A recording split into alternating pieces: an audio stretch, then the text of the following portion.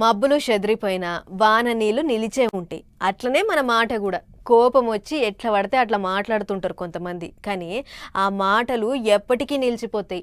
ఏ నాటికైనా ఆ యాళ్ళ అట్లా మాట్లాడిండు అని ఎవరిలో ఒకళ్ళు ఏలెత్తి చూపిస్తూనే ఉంటారు. అగో గిట్లనే రాజకీయాలలో కూడా లీడర్లు మాట్లాడే మాటలు వాళ్ళను ఎప్పుడూ ఎంటాడుతూనే ఉంటాయి. ఇక చూడురు ఏపీలో ఏం నడుస్తుందో ఇప్పుడు. మాటలు చేయబట్టి పూటకో పంచాదికి పోయే కథ అవుతున్నది ఏపీల పంక పార్టీ లీడర్లకు.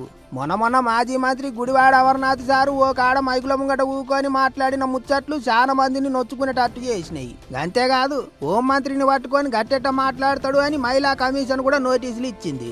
ఏంటికి అట్లా మాట్లాడినరు, ఎట్లా పడితే అట్లా మాట్లాడితే ఎట్లా అని గట్టిగానే అరుచుకున్నారట. ఇక చూడరి లోపలికి పోయి బయటికి వచ్చినాక ఏమన్నాడో మాజీ మంత్రి. నేను మేకప్ మంత్రి అన్నానన్నటువంటిది దాని మీద మీరు ఏ వివరణ ఇస్తారో అనేటువంటి మాట వారు కోరడం, దాంతోపాటు ఇది యావత్ మహిళా లోకాన్ని కించపరిచినట్టుగా దీన్ని భావించవచ్చా అనేటువంటి విషయాన్ని వారు అడగడం జరిగింది.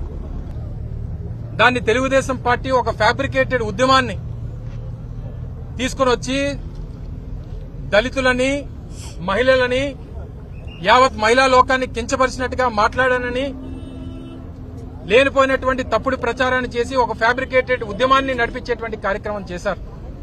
సో వారికి నేను ఇచ్చినటువంటి సమాధానం, నేను చేసినటువంటి వ్యాఖ్య ఒక పొలిటికల్ సెటైర్ మాత్రమే.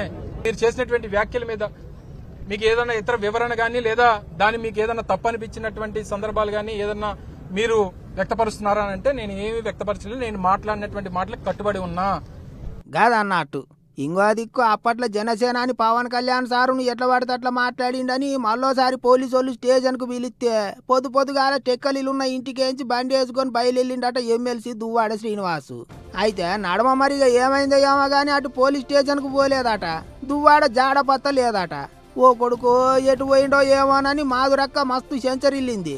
ఎటు పోయిండో పోలీసు వాళ్ళే చెప్పాలి అన్నట్టు లొల్లికి దిగింది. సార్ 11 గంటలకి సార్ స్టేషన్కి తీసుకుని వెళ్ళారు. ఎవరిని రాణించలేదు. నన్ను రావద్దన్నారు, వాళ్ళ బ్రదర్ని రావద్దన్నారు, ఎవరిని పర్సనల్ గన్మ్యాన్ కూడా వద్దన్నట్టున్నారు. సార్ గన్మ్యాన్ని డ్రాప్ చేసి సారుని అండ్ డ్రైవర్తో బయలుదేరారు. ప్రెసెంట్ ఇప్పుడు సార్ ఫోన్ స్విచ్ ఆఫ్ వస్తుంది, డ్రైవర్ ఫోన్ స్విచ్ ఆఫ్ వస్తుంది. వీళ్ళకి అడిగితే అసలు సమాధానం చెప్పట్లేదు.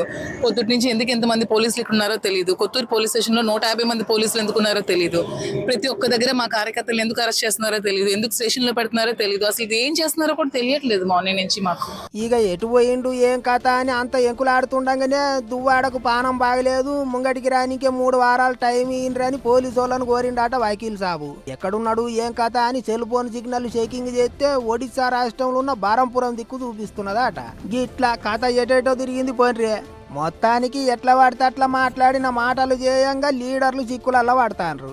మాటలతోటి మాన్యాలు కొనొచ్చు, గవే మాటలతోని చెట్లు కూడా పట్టొచ్చు. అందుకే మాట పైలం అన్నారు మన పెద్దోళ్ళు.